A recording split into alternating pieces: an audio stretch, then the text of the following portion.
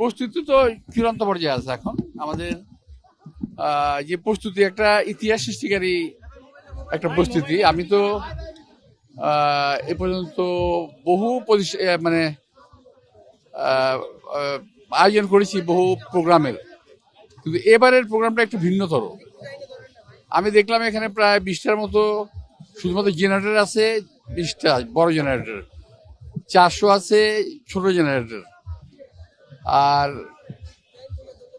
একটা মানুষের ভিতরে এখন একটা ঈদ উৎসব বিরাজ করতেছে। আমি যখন আসি তখন অনেকে বললো যে ওখানে গিয়ে মাঠ তো খালি, কেউ নাই এখন। আমি দেখলাম এখন তো অর্ধেক লোক হয়ে গেছে। দেখলাম যে সবাই ব্যাগ, খাওয়া, রাত্রে থাকার মতো একটা ব্যবস্থা করে তারা এই রাস্তায় অবস্থান নিয়ে নিয়েছে।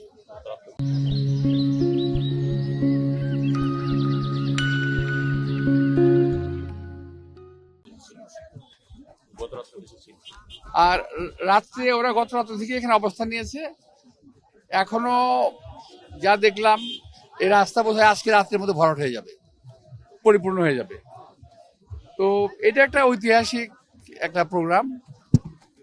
আমাদের অ্যাক্টিং চেয়ারম্যান তারেক রহমানের প্রত্যাবর্তনটা একটা ঐতিহাসিক দিবসের মাধ্যমে পালিত করবে দেশের জনগণ।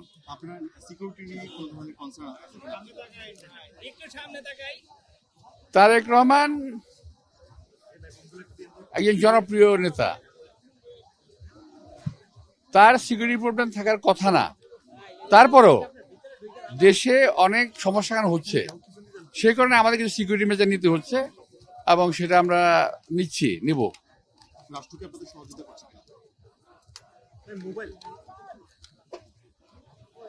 রাষ্ট্র না, কিছু আইনি প্রতিষ্ঠান আমাদের সহযোগিতা করছে। রাষ্ট্রের কথা বলতে পারবো না, কিছু আইনি প্রতিষ্ঠান যেমন পুলিশ সহ অন্যান্য প্রতিষ্ঠানগুলো সহযোগিতা করছে।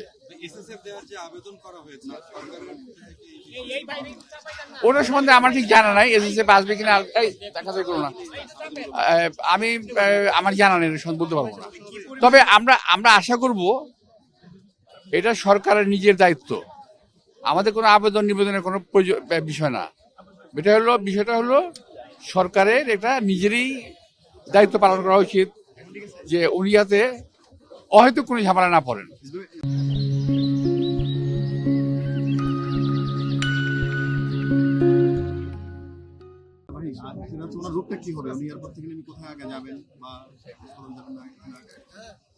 উনি এয়ারপোর্ট থেকে নেমে এখানেই প্রথম আসবেন। এখান থেকে হয়ে উনি যাবেন আমাদের দেশনেত্রী বেগম খালেদা, অর্থাৎ ওনার মাকে দেখতে যাবেন উনি। তোমরা কি বুঝতে পারছো না অবস্থা দেখে? সবার হাতে ফ্ল্যাগ, সবার হাতে খাওয়া, সবার হাতে ব্যাগ। আমি এমন দৃশ্য আমার রাজনৈতিক জীবন প্রায় 50 থেকে 60 বছর, আমি এমন দৃশ্য কখনো দেখি নাই। যে যত এস্টিমেট করুক, আমাদের সকল ধারণার বাইরে চলে যাবে। আমাদের কত লক্ষ্য হবে এটা কেউ ধারণা করতে পারবে না এখন প্র্যাকটিক্যালি না দেখলে। তারেক রহমান বাংলাদেশ ফিরবেন, 17 বছর পর ফিরবেন। তার কাছে বিএনপি, তিনি 18 সালের পর থেকে মূলত বিএনপি পূর্ণ দায়িত্বে। তার কাছে বাংলাদেশের মানুষ অনেক প্রত্যাশা করে। বিএনপির সিনিয়র নেতৃবৃন্দ হিসেবে আপনারা কি প্রত্যাশা করেন? আগামী দিনে নির্বাচন হবে, তিনি নির্বাচন নেতৃত্ব দিবেন, আপনারা কি প্রত্যাশা করছেন তার কাছে? আমাদের অ্যাক্টিং চেয়ারম্যান তারেক রহমান সাহেব এদেশে মানুষের মনের ভাষা বোঝেন, উনি জানেন। উনি কিন্তু একজন নির্যাতিত কর্মী থেকে নেতা হয়েছেন।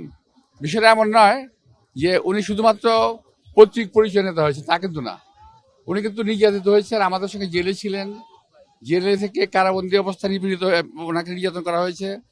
সমস্ত কিছু উনি বোঝেন। তো এই দেশের মানুষের চাহিদা, প্রত্যাশা উনি পূরণ করতে পারবেন বলে আমি আশা করি।